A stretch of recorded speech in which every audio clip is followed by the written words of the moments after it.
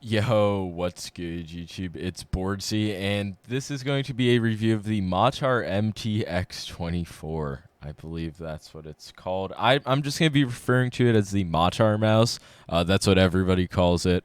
And this is a $30 mouse with a 3389 sensor, and it weighs 60 grams. And you're probably like, wow, boardzy, that's just a fan-flipping tastic value. And I would be like, yeah, it is. And overall, when I first saw this mouse, I was like, wow, $30? This is either going to be a fucking hidden gem or a piece of shit. And I've come to the conclusion that it's both. In hand, this mouse feels amazing. I do aim pretty well with it. That's the Rocket Jump Ninja test. If I was Rocket Jump Ninja, I would just end this review now. I've already concluded if I can aim with it, it's a good enough mouse. But back to the actual review. I feel like I do aim pretty well with it. It's a sort of familiar shape. It feels kind of like a hottie mixed with a Model O.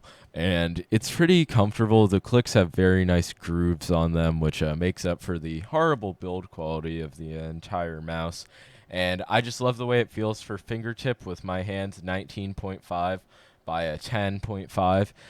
It just feels solid. Not like in terms of actual like feel. Like it doesn't feel solid. It's creaky and horrible and a mess overall.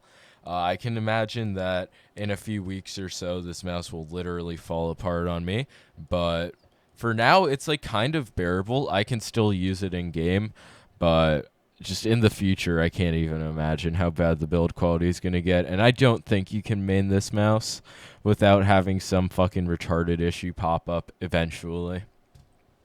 But yeah, getting into the clicks, they're pretty solid. I love these switches. It was the first time I've tried them, and I feel like they feel very solid, especially for such a cheap mouse. Like you're expecting glorious clicks like Omron 20Ms, but no, these are nice Wanos, and I'll do a sound test.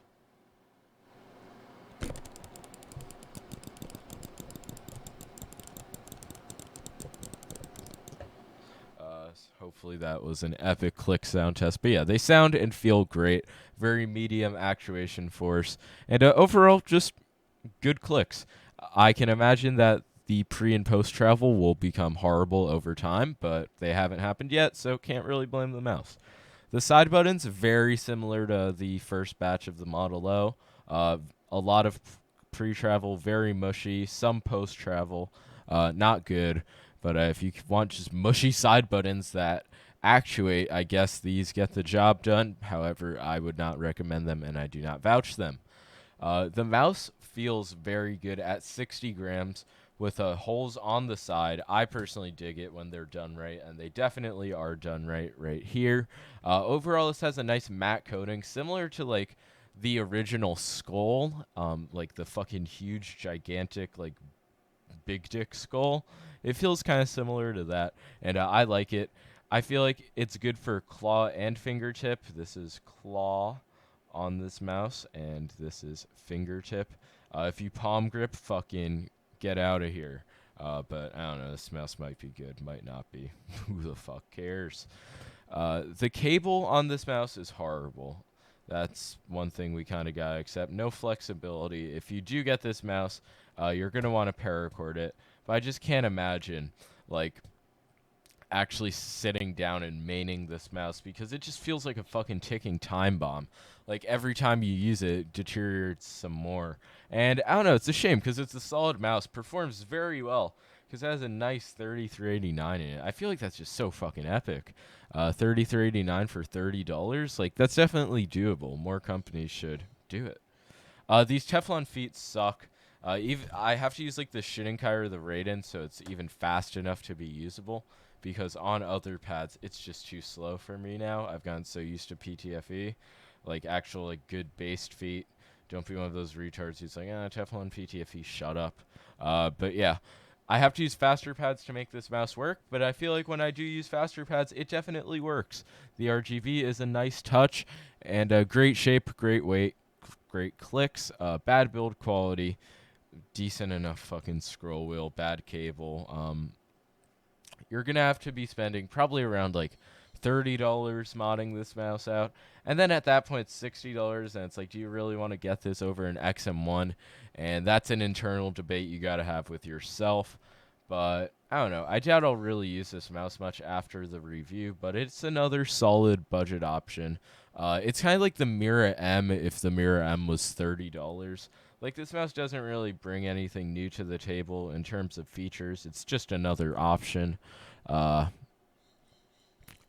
yeah, I mean, like, it's a decent performer. Fucking, I don't know, kind of cool.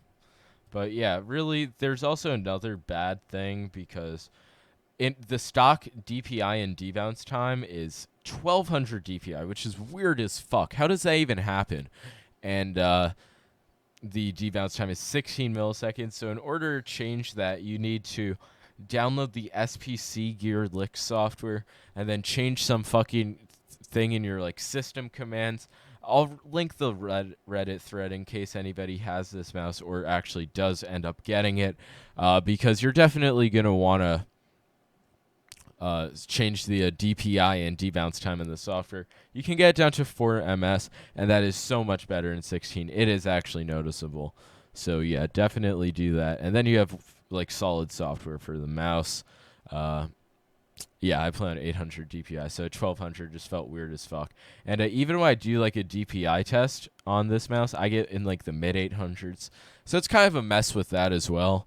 But I don't know. I just feel like it's still a solid performer. I can aim pretty well with it. Rocket Jump Ninja.